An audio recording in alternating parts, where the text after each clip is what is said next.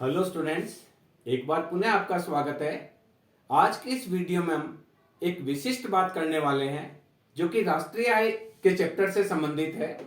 हम आज के इस वीडियो में इस बात का डिस्कशन करेंगे कि राष्ट्रीय आय लेखा किस प्रकार से बनाया जाता है। सामान्य रूप से जिस प्रकार से एक व्यक्ति के द्वारा बजट बनाया जाता है, उसी प्रकार से पूरे राष्ट्र का जो लेखा तैयार होता है उसे राष्ट्रीय आय लेखा कहा जाता है। सामान्य रूप से यदि कोई गणितीय प्रश्न आ जाता है जो कि राष्ट्रीय आय लेखा से संबंधित होता है तो हम उस प्रश्न को छोड़ देना पसंद करते हैं, क्योंकि उसके अंदर कोई प्रश्न ऐसा होगा जिसके अंदर 50 एंट्री होगी, कोई प्रश्न ऐसा होगा जिसमें 60 एंट्री भी हो सकती है, 40 एंट्री भी हो सकती है। तो हमको ये लगता है कि अगर इस प्रकार का सवाल हम हल करेंगे तो संभव है कि जो दोनों साइड की टोटल है, हॉरिजॉन्टल टोटल है और वर्टिकल टोटल है, वो मिल नहीं पाएगी और हमारा परीक्षा में बहुत समय खराब हो जाएगा। उसकी बजाय ऐसा अच्छा रहेगा कि हम कोई दूसरा कर लें, कोई दूसरा सवाल अटेंड कर लें। तो सामान्य रूप से राष्ट्रीय आय लेखा का कोई सवाल आता है तो विद्यार्थियों के द्वारा छोड़ दिया जाता है। आज के इस वीडियो हम डिटेल स्टडी करके इस बात का डिस्कशन करेंगे कि यदि कोई राष्ट्रीय आय लेखा का सवाल आता है तो आप बहुत आसानी से बहुत ही कम समय में उसको कर सकते हैं। इसके लिए हमको बहुत जरूरी है कि हमने एक चार्ट बना रखा है। ये चार्ट आपको ध्यान में होना चाहिए। इस चार्ट में किस प्रकार से एंट्री होती है, कौन कौन से लेखे होते हैं, इसके बारे में हम डिटेल चर्चा इस वीडियो में करेंगे। तो आप बने रहिए वीडियो के अंत तक। मैं आपसे पहले से बोल रहा हूं कि ये वीडियो इस प्रकार का वीडियो है जिसको आप फास्ट फॉरवर्ड कर देखेंगे तो आपको बहुत अच्छा समझ में नहीं आएगा। बेटर है कि इस वीडियो को आप समझने के लिए नॉर्मल स्पीड पर ही इस वीडियो को देखें। सामान्य रूप से जब राष्ट्रीय आय लेखा बनाया जाता है तो 5 क्षेत्र एक अर्थव्यवस्था के होते हैं। पहला क्षेत्र होता है व्यवसायिक क्षेत्र, दूसरा होता है पारिवारिक क्षेत्र, तीसरा होता है निवेश क्षेत्र, चौथा होता है सरकारी क्षेत्र और पांचवा होता है विदेश व्यापार क्षेत्र। वही हमने लिया गया है। हमने यहाँ क्या किया है कि हमने ये देखिए व्यवसायिक क्षेत्र को P से डिनोट किया है, पारिवारिक क्षेत्र को C से डिनोट किया है, इन्वेस्टमेंट निवेश क्षेत्र को I से डिनोट किया है। इसी प्रकार से हमने सरकारी क्षेत्र को G और विदेश व्यापार क्षेत्र को हमने F से डिनोट किया है। इसी प्रकार से इधर भी देखिए वापस लिया है हमने व्यवसायिक क्षेत्र P, पारिवारिक क्षेत्र C, निवेश क्षेत्र I, सरकारी क्षेत्र को G से डिनोट किया और विदेश व्यापार को। अब यहां हम देखेंगे कि इस तरफ तो हम लेंगे भुगतान और इधर लेंगे प्राप्तियां, यानी प्राप्तियां जो रिसीव्ड है किसी भी लेखे की रिसीव्ड को हम हॉरिजॉन्टली लेंगे और जो पेमेंट्स है किसी भी क्षेत्र के उनको हम वर्टिकल लेव में लेंगे। अब हमको क्या करना है, कोई भी एंट्री आती है तो उस एंट्री के बारे में विचार करना है कि किसने दिया और किसको मिला। देखिए हम एक एक चीज को हम समझने का प्रयास करेंगे। पहले हम देखते हैं व्यवसायिक क्षेत्र। देखिए व्यवसायिक क्षेत्र के इस साइड में हमने भुगतान दिखाए हैं और इस साइड में व्यवसायिक क्षेत्र की आय दिखाई है। तो पहली चीज देखिए, व्यवसायिक क्षेत्र को भुगतान नहीं करेगा, इसलिए जो भी लेखा है देखिए व्यवसायिक क्षेत्र से व्यवसायिक क्षेत्र को क्रॉस कर देंगे। इसी प्रकार से पारिवारिक क्षेत्र से पारिवारिक क्षेत्र को क्रॉस कर देंगे। इसी प्रकार से निवेश क्षेत्र से निवेश क्षेत्र का कोई लेन देन नहीं होगा, उसको क्रॉस कर देंगे। इसी प्रकार से सरकारी क्षेत्र का सरकारी क्षेत्र से और विदेश व्यापार क्षेत्र का हमको विदेश व्यापार क्षेत्र से। कहने का मतलब है इसका जो प्रमुख विकर्ण है, डायगोनल है, उस पर आप क्रॉस लगा दीजिए। दूसरी चीज जो बीचों बीच वाला क्रॉस है, देखिए 5 क्रॉस है, 1 2 3 4 5। तो बीचों बीच वाले क्रॉस के आप ऊपर क्रॉस लगा लीजिए और नीचे भी क्रॉस लगा लीजिए और लास्ट का जो क्रॉस है उससे ऊपर क्रॉस लगा लीजिए। पहले आप इस प्रकार से एक मैट्रिक्स तैयार करेंगे। इस मैट्रिक्स के बाद में हम हर एक एंट्री के बारे में देखेंगे कि ये एंट्री किसने दी है, किसने पेमेंट किया है और किसको रिसीव हुआ है। एग्जाम्पल के लिए हम देखते हैं, सबसे पहले हम देखते हैं कि व्यवसायिक क्षेत्र के द्वारा क्या क्या भुगतान किए जाते हैं। तो जो व्यवसायिक क्षेत्र का लेखा है उसमें भुगतान में हम देखेंगे कि ये इसके भुगतान है और व्यवसायिक क्षेत्र की ये प्राप्तियां है। तो देखिए व्यवसायिक क्षेत्र श्रम को कार्य पर लगाता है और उसको मजदूरी देता है, तो व्यवसायिक क्षेत्र का भुगतान है मजदूरी के रूप में, और जो श्रम आता है वो परिवार से आता है। तो देखिए पारिवारिक क्षेत्र की प्राप्ति है और व्यवसायिक क्षेत्र का भुगतान है मजदूरी। इसी प्रकार से वेतन व्यवसायिक क्षेत्र के द्वारा भुगतान किया जाता है और परिवार को आय के रूप में प्राप्त होता है। तो देखिए ये परिवार की, देखिए ये हॉरिजॉन्टल सब इनकम को बता रहा है, और हॉरिजॉन्टल जो भी लाइन है वो सभी प्रकार की इनकम को बता रही है, और जो वर्टिकल लाइन है वो सारी की सारी जो पेमेंट्स है, भुगतान है, उसको बता रही है। तो देखिए व्यवसायिक क्षेत्र की हम बात कर रहे थे, तो व्यवसायिक क्षेत्र श्रम को मजदूरी व्यवसायिक क्षेत्र भुगतान करता है, परिवार के लिए वो आय है, तो ये परिवार के रिसीव्ड है, व्यवसायिक क्षेत्र का भुगतान है। इसी प्रकार से प्रबंधक को जो वेतन दिया जाता है वो व्यवसायिक क्षेत्र का भुगतान है और परिवार की इनकम होती है। लाभ जो है व्यवसायिक क्षेत्र का भुगतान है, और जो साहसी होता है जो कि एक परिवार से होता है, तो लाभ का भुगतान साहसी को मिलता है तो वह भी परिवार में आ जाता है। इसी प्रकार से कोई हमने शेयर वगैरह खरीद रखे हैं तो उसपे जो लाभांश मिलता है वो लाभांश व्यवसायिक क्षेत्र के द्वारा दिया जाता है, और मिलता किसको है? परिवार को मिलता है। तो देखिए व्यवसायिक क्षेत्र के भुगतान में मजदूरी का भुगतान व्यवसायिक क्षेत्र करता है, वेतन का भुगतान करता है, लाभ का भुगतान करता है, लाभांश का भुगतान करता है। इसी प्रकार से अगर कोई भवन या कोई दुकान व्यवसायिक क्षेत्र ने किराए पे ले रखी है तो उसका किराया भी व्यवसायिक क्षेत्र के द्वारा भुगतान किया जाता है। इसी प्रकार से रॉयल्टी, यानी कोई किसी ने खोज करी है, किसी ने कोई अनुसंधान किया है और पेटेंट प्राप्त कर रखा है, तो व्यवसायिक क्षेत्र के द्वारा उस पेटेंट धारक को रॉयल्टी दी जाती है। हमारे द्वारा किताबें लिखी जाती है तो व्यवसायिक क्षेत्र के द्वारा हमको रॉयल्टी दी जाती है। तो ये रॉयल्टी भी पारिवारिक क्षेत्र की आय है। अगर मैं अपनी किताबें हैं, मेरी किताबों पर जो मुझे रॉयल्टी मिलती है वो मेरी इनकम है, तो पारिवारिक क्षेत्र की इनकम है और व्यवसायिक क्षेत्र का भुगतान है। इसी प्रकार से कोई अपने आप को रोजगार देता है तो उसको स्वरोजगार की आय कहते हैं। जैसे पान की कोई दुकान किसी ने खोल रखी है, किसी ने किराने की दुकान खोल रखी है, वह स्वरोजगार कर रहा है। किसी ने टेलर शॉप खोल रखा है, किसी ने सीट बनाने का दुकान खोल रखा है, किसी ने पगड़ी बनाने का कारखाना खोल रखा है, तो ये स्वरोजगारों की आय है। इसी प्रकार से कोई व्यक्ति अपने आप को ही रोजगार देता है तो उसको प्रोप्राइटर आय के रूप में कहते हैं। हम बहुत सारी दुकानों के बाहर देखते हैं प्रोप्राइटर का नाम लिखा होता है। जैसे कोई दुकान है, ये पान की दुकान है, उसमें प्रोप्राइटर लिखा है किसान, यानी ये जो पान की दुकान है वह किसान की है। तो प्रोप्राइटर की इनकम भी व्यवसायिक क्षेत्र का भुगतान है, आता परिवार में। इसके अलावा जो पूंजी उधार ली जाती है उस पर व्यवसायिक क्षेत्र के द्वारा जो ब्याज दिया जाता है वो ब्याज भी पारिवारिक क्षेत्र में आता है। तो ये सारे भुगतान व्यवसायिक क्षेत्र के हैं। इसके अलावा डिविडेंड, लाभांश को हमने पहले लिख दिया, शुद्ध ब्याज, ये सारे व्यवसायिक क्षेत्र के भुगतान वह भुगतान है जो कि परिवार को प्राप्त होते हैं। यानी मजदूरी के रूप में जो व्यवसायिक क्षेत्र के द्वारा भुगतान किया जाता है, किराए के रूप में भुगतान किया जाता है, वेतन, लाभ, लाभांश, रॉयल्टी, स्वरोजगारों की आय, प्रोप्राइटर की आय, ब्याज, डिविडेंड, शुद्ध ब्याज, ये सारी के सारा भुगतान व्यवसायिक क्षेत्र के द्वारा किया जाता है और प्राप्त किसको होता है? परिवार को होता है।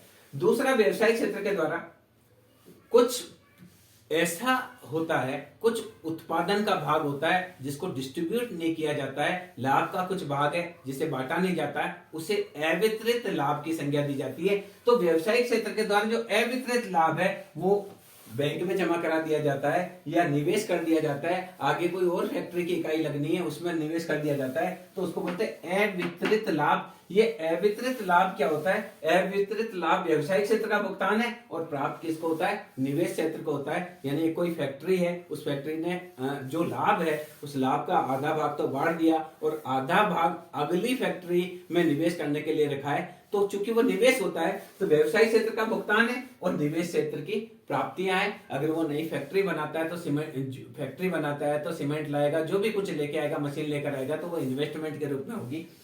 इसी प्रकार से व्यवसायिक क्षेत्र को उत्पादन करते समय कुछ मूल्य ह्रास हो जाता है, कुछ जो मशीनें हैं वो घिस जाती है, कुछ टेक्नोलॉजिकल एडवांसमेंट की वजह से मशीनें आउटडेटेड हो जाती है।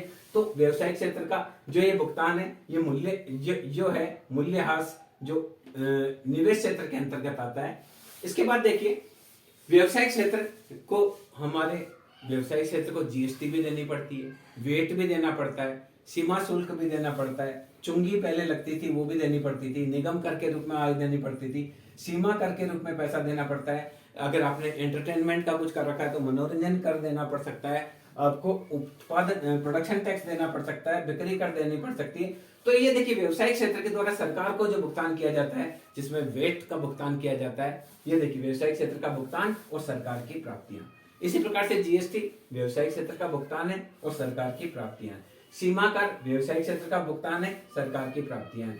इसी प्रकार से हम उत्पादन कर की बात करते हैं, मनोरंजन कर की बात करते हैं, या जो भी कर जो अप्रत्यक्ष कर है वो सारे के सारे अप्रत्यक्ष कर व्यवसायिक क्षेत्र के द्वारा भुगतान किए जाते हैं और प्राप्तियों के रूप में सरकार के रूप में होते हैं। तो हम यहाँ चर्चा कर रहे हैं कि व्यवसायिक क्षेत्र के द्वारा क्या क्या चीज का भुगतान किया जाता है। इसी प्रकार से अगर कोई वस्तु या सेवा विदेशों से मंगाई जाती है, मान लीजिए चाइनीज लाइटें हम खरीद रहे हैं विदेशों से, अमेरिका से हम कोई रक्षा उपकरण खरीद रहे हैं, या कोई ऐसी चीज है जो विदेशों से मंगाई जा रही है, चाहे वो गेहूं हो, खाने की कोई वस्तु हो, कोई इलेक्ट्रॉनिक सामान हो, कोई मशीन हो, तो ये सारी चीज मशीन खरीदेगा कौन? व्यवसायिक क्षेत्र खरीदेगा। तो वो भुगतान किसको करेगा? विदेश व्यापार को करेगा। तो जितना भी आयात होता है वो व्यवसायिक क्षेत्र का भुगतान होता है और विदेश व्यापार क्षेत्र की प्राप्तियां होती है। तो यहाँ हमने सबसे पहले बात इस चीज की चर्चा करी कि व्यवसायिक क्षेत्र का भुगतान किस किस मद में किया जाता है और किस किस को मिलता है। जैसे व्यवसायिक क्षेत्र के द्वारा किराया, लाभ, लगान, रॉयल्टी, स्वरोजगार की आय, प्रोप्राइटर की आय, ब्याज, ये जो दिया जाता है वो पारिवारिक क्षेत्र को मिलता है। व्यवसायिक क्षेत्र के द्वारा अवितरित लाभ रखा जाता है या मूल्यह्रास का भुगतान किया जाता है, वो निवेश क्षेत्र को मिलता है। इसी प्रकार से व्यवसायिक क्षेत्र के द्वारा जीएसटी, वेट, निगम कर, उत्पादन शुल्क, मनोरंजन कर, यानी कोई भी टैक्स चुकाया जाता है वो सरकार को मिलता है। और अगर आयात किया जाता है तो विदेश व्यापार क्षेत्र को मिलता है। ये व्यवसायिक क्षेत्र की हमने पूरी की पूरी क्या बात करी है? पूरी व्यवसायिक क्षेत्र के भुगतान की बात करी है। अब व्यवसायिक क्षेत्र को आय कहां से प्राप्त होती है? तो यहाँ जो हॉरिजॉन्टल है वो हमने इनकम को शो किया है। व्यवसायिक क्षेत्र को हम जो उपभोग पर व्यय करते हैं, हम स्थायी उपभोक्ता वस्तु जैसे फ्रिज, टीवी, मकान, दुकान पर खर्च करते हैं, या अस्थायी उपभोक्ता अर्धस्थायी उपभोक्ता वस्तु जैसे हम कपड़े लेकर आते हैं, चप्पल लेकर आते हैं, जूते लेकर आते हैं, या और कोई चीज लेकर आते हैं, पेन लाते हैं, पेंसिल लाते हैं, या फिर हम बिल्कुल अस्थायी वस्तु जैसे नमकीन, ब्रेड, समोसा, कचौरी, जो भी हम उपभोग पर खर्च करते हैं वो व्यवसायिक क्षेत्र के अंदर आता है।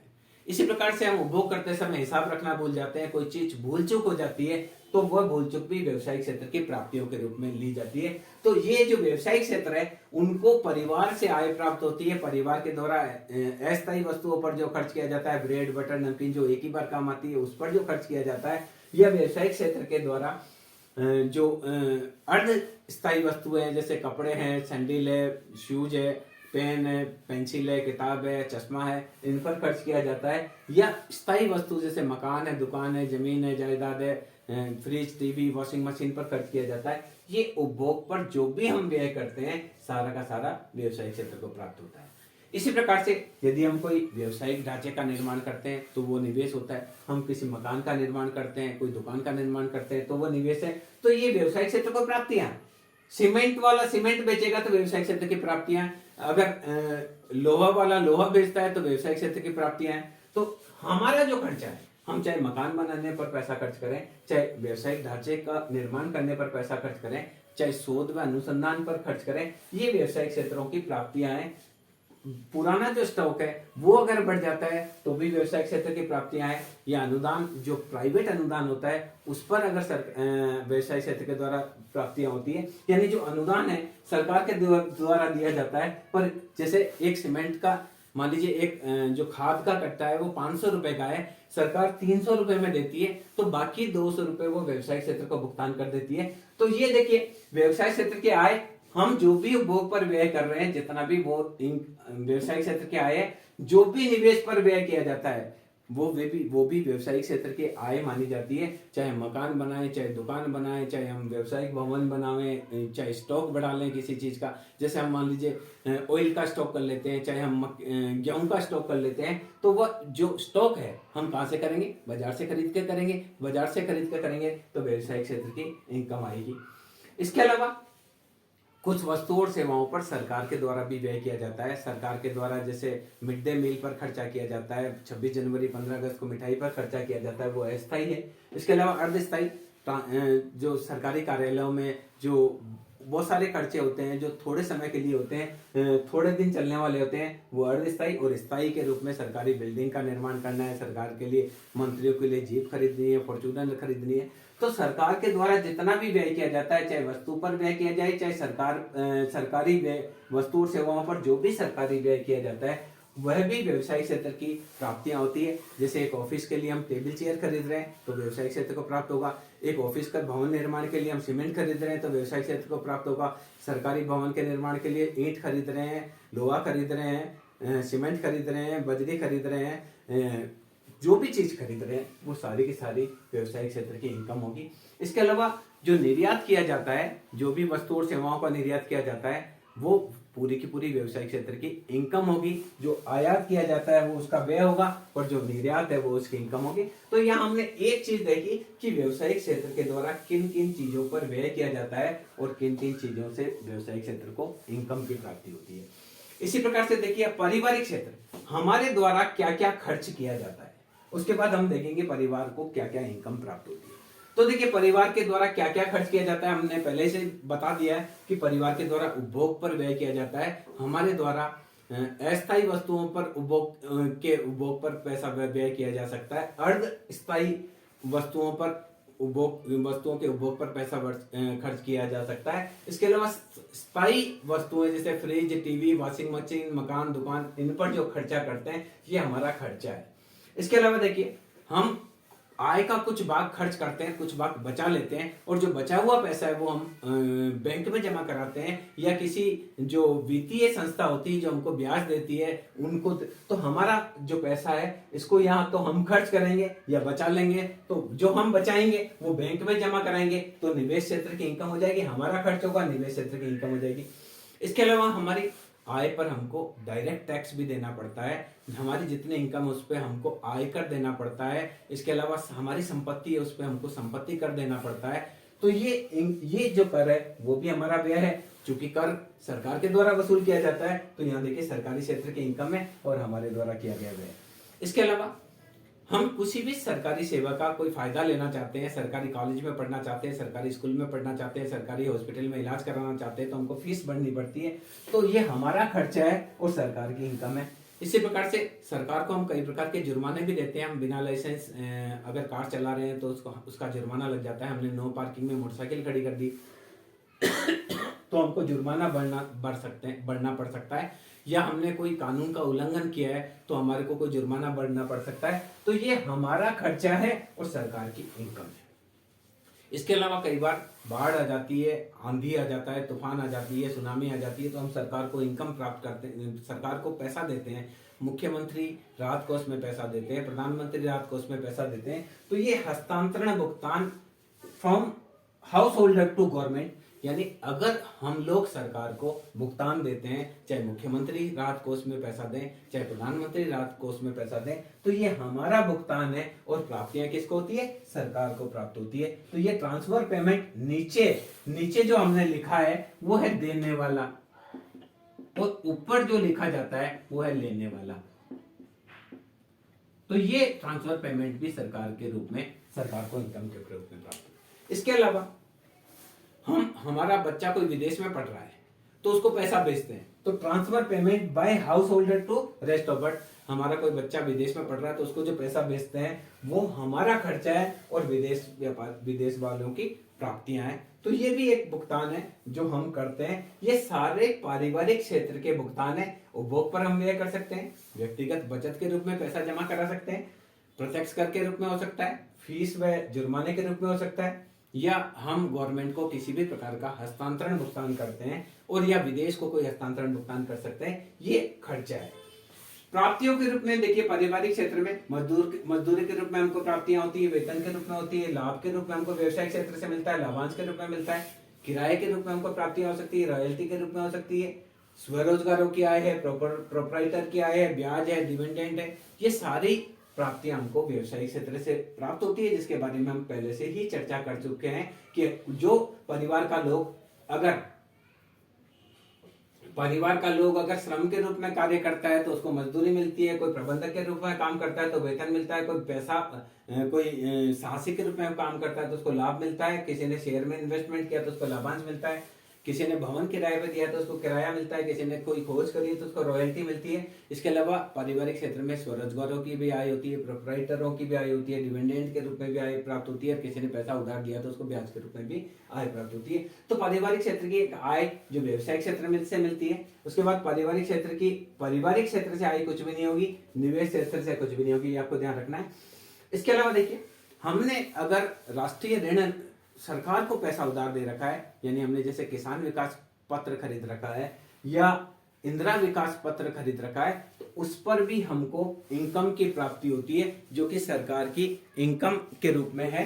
देखिए ये क्या है, हमने किसान विकास पत्र खरीद रखा है, महिला निधि का कोई खरीद रखा है, डाकघर में कोई पैसा जमा करा रखा है, बैंक में, तो देखिए यहां सरकार भुगतान करने वाली है और हमको मिल रहा है। देखिए हमारी प्राप्तियां और सरकार का भुगतान है, जैसे राष्ट्रीय ऋणों पर ब्याज है, इंदिरा विकास पत्र पर ब्याज है, किसान विकास पत्र पर ब्याज है, महिला सम्मान निधि के जो बॉन्ड है उस पर कोई ब्याज है, ग्रामीण रूरल इलेक्ट्रिसिटी फंड के ऊपर कोई ब्याज मिल रहा है। वो ब्याज हमारी इनकम का हिस्सा है, सरकार का भुगतान है, हमारी आय है।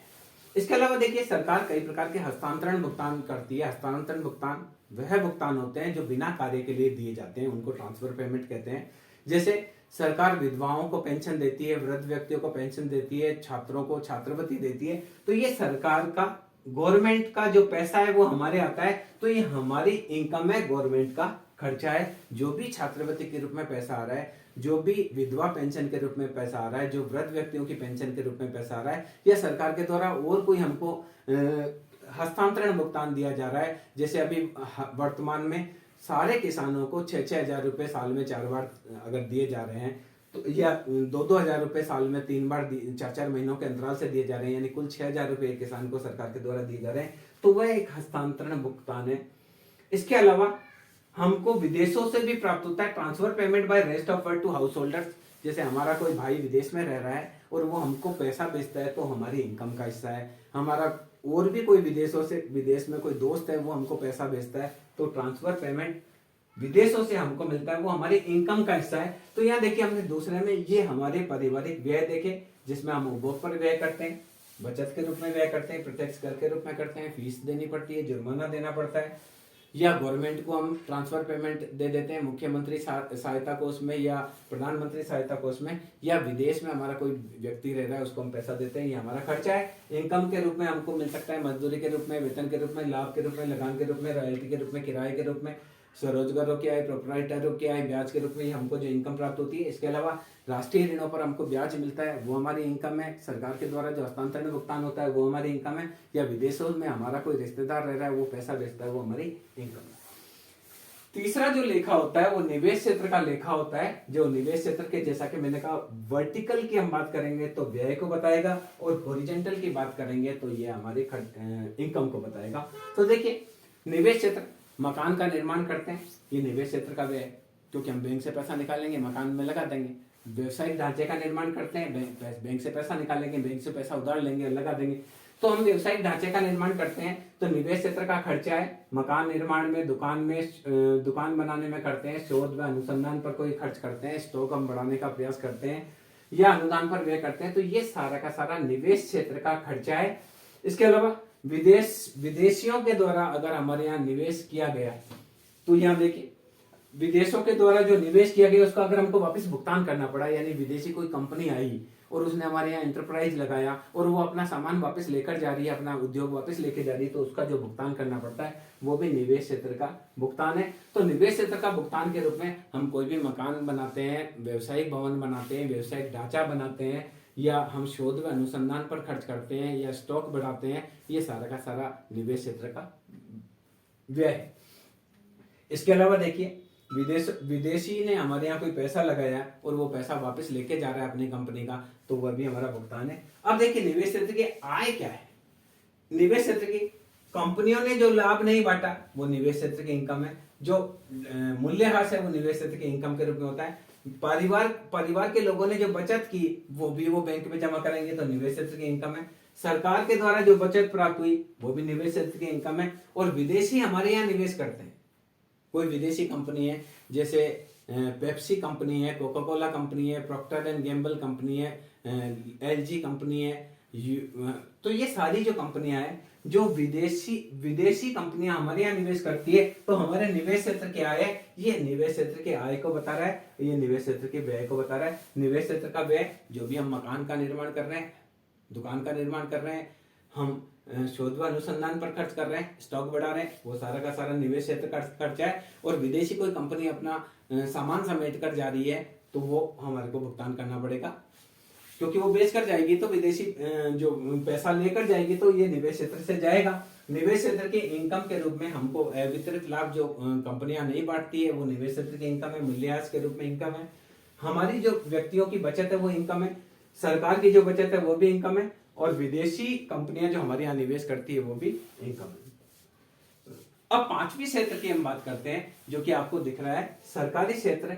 सरकारी क्षेत्र कि ये सारे सरकारी क्षेत्र के व्यय को बता रहा है, और ये सारी सरकारी क्षेत्र के इनकम को बता रहा है। बहुत ज्यादा चर्चा करने की जरूरत नहीं, हम पहले से इस पर चर्चा कर चुके हैं। तो देखिए, व्यवसायिक क्षेत्र सरकारी क्षेत्र है, ये वस्तु और सेवाओं पर सरकार के द्वारा व्यय किया जाता है, वो सरकार का। यहाँ हम सरकारी व्यय की बात कर रहे हैं, और जब हम बात कर रहे हैं वर्टिकल की, तो सरकारी व्यय की बात कर रहे हैं, हॉरिजॉन्टल हम बात कर रहे हैं तो इनकम की बात कर रहे हैं। तो वस्तुओं और सेवाओं पर सरकारी व्यय सरकार के द्वारा अस्थायी वस्तुओं पर खर्च किया जा सकता है, जैसे 26 जनवरी 15। लास्ट क्षेत्र की बात करते हैं, तो विदेश व्यापार क्षेत्र। विदेश व्यापार क्षेत्र के द्वारा अगर हम किसी चीज का निर्यात कर रहे हैं, तो विदेश व्यापार को विदेशियों को हमको देना पड़ेगा। तो देखिए, विदेश व्यापारी क्षेत्र का भुगतान निर्यात के रूप में हो सकता है, या विदेशियों के द्वारा हमारे को कोई हस्तांतरण भुगतान किया जाता है, तो विदेशी व्यापार क्षेत्र का भुगतान है। इसके अलावा विदेशों में हम निवेश करते हैं, तो यहां से पैसा बाहर जाएगा। देखिए, तो ये देखिए, विदेशों में हम निवेश करते हैं, ये विदेशी व्यापार क्षेत्र का जो है, ये सारा का सारा भुगतान है, निर्यात के रूप में हो सकता है। हस्तांतरण भुगतान by rest of world to householders, यानी विदेशियों के द्वारा हमारे लोगों को जो सहायता दी जाती है वो हो सकता है, या विदेशों में निवेश के रूप में हो सकता है। अब विदेशी व्यापार क्षेत्र की आय की हम बात करते हैं, तो हम कोई भी चीज का आयात करते हैं तो विदेशियों को उससे आय प्राप्त होती है, इनकम है। हम जो भी आयात करते हैं वो विदेशी व्यापार क्षेत्र की इनकम है। हमारे द्वारा विदेशियों को कोई पैसा भेजा जाता है, जैसे हमारा बच्चा बाहर पढ़ रहा है और पैसा भेज रहे हैं, तो वो उनकी इनकम है। और विदेशों के द्वारा जो पहले निवेश किया गया, वो निवेश को लेकर जाना चाह रहे हैं, तो उसका भुगतान हम करते हैं, तो वो भी उनकी इनकम है। और अगर सरकार के द्वारा विदेशों में कोई अनुदान, विदेशों को कोई अनुदान दिया जाता है, तो ये विदेश व्यापार क्षेत्र की इनकम है। हम आयात करेंगे तो उनकी इनकम होगी। हमारे द्वारा विदेशों में पैसा भेजा जाएगा, वो इनकी इनकम है। विदेशी कोई निवेश है वो वापस लेके जा रहा है, तो वो पैसा बाहर जाएगा। और वहां से इनकम कैसे प्राप्त होगी, ये सारी उनको इनकम प्राप्त हो रही है, और ये भुगतान है। हमने निर्यात किया तो विदेशों को हमको पैसा देना पड़ेगा, ये विदेशी व्यापार क्षेत्र का भुगतान है। विदेशी लोग हमारे लोगों को कोई हस्तांतरण भुगतान देते हैं, तो वह उनका भुगतान है, हमारी प्राप्तियां हैं। इसी प्रकार से विदेशों में निवेश के लिए हम पैसा लेते हैं, तो वो भी भुगतान है। इस प्रकार से सामान्य रूप से कोई भी राष्ट्रीय आय का लेखा तैयार किया जाता है, तो उसमें 5 लेखे होते हैं। पहला लेखा व्यवसायिक क्षेत्र का होता है, दूसरा पारिवारिक क्षेत्र का होता है, तीसरा निवेश क्षेत्र का होता है, चौथा सरकारी क्षेत्र का होता है, और 5वां विदेश व्यापार का क्षेत्र का होता है। जब भी आप कोई राष्ट्रीय आय का मैट्रिक्स तैयार करेंगे, तो आपको इसी क्रम में रखना पड़ेगा। इस क्रम को आप बदल नहीं सकते हैं। आप इस क्रम को बदलेंगे तो हो तो जाएगा क्वेश्चन, पर आपको बहुत सारी परेशानियों का सामना करना पड़ सकता है। तो जब भी आपको सवाल करना है, आप ये एक चार्ट है वो अपना एक दिमाग में रखिए। अगर आपको ये कोई प्रॉब्लम है, ये चार्ट अच्छे से नहीं दिख रहा है, तो आप इसमें कमेंट बॉक्स में अपना मोबाइल नंबर भेजेंगे, तो हम आपको इस चार्ट का एक आपको पीडीएफ भेज देंगे, जिसमें देखिए यहाँ आपको सारी प्राप्तियां लिखनी है, इधर आपको सारे भुगतान लिखने हैं। ये व्यवसायिक क्षेत्र के भुगतान है, ये पारिवारिक क्षेत्र के भुगतान है, ये निवेश क्षेत्र के भुगतान है, सरकारी क्षेत्र के भुगतान है, और विदेश व्यापार क्षेत्र के भुगतान है। और ये सारी प्राप्तियां व्यवसायिक क्षेत्र की, पारिवारिक क्षेत्र की, निवेश क्षेत्र की। इस प्रकार से जब हम इसको निकालते हैं, तो हम यहाँ अगर देखेंगे टोटल, तो ये टोटल जो है, ये दोनों सेक्टर से ये टोटल और ग्रांड टोटल एक आएगा, इसीलिए इसको मैट्रिक्स लेखा कहा जाता है। हम अपने नेक्स्ट वीडियो में जब ऐसा कोई सवाल कराएंगे तो उसमें आपको बहुत आसानी से पता चलेगा कि कौन सी एंट्री किधर गई और कैसे ये टोटल बराबर हुआ। उसके बारे में हम आपको 8-10 सवाल इन वीडियो के बाद में करवाएंगे। हम यहाँ इस वीडियो में केवल यही डिस्कस कर रहे हैं कि राष्ट्रीय आय के लेखांकन का कोई अगर सवाल आता है तो आपको घबराने की आवश्यकता नहीं है। बहुत ही आसानी से इस चार्ट के माध्यम से कर सकते हैं। अगर आपको चार्ट को मैंने अच्छे से डिस्प्ले करने का प्रयास किया है, फिर भी आप पीडीएफ के रूप में मोबाइल नंबर भेजकर आप चार्ट मंगवा सकते हैं। व्हाट्सएप पर आपको भिजवा दिया जाएगा और उसको आप साथ में रखकर, सामने रखकर जब मेरा ये वीडियो आप देखेंगे तो आपको आसानी से समझ में आ जाएगा कि किस प्रकार से नेशनल इनकम अकाउंटिंग की जाती है। मैं समझता हूँ इस वीडियो के माध्यम से आप इसको बहुत अच्छी तरह से समझ पाएंगे। Thank you.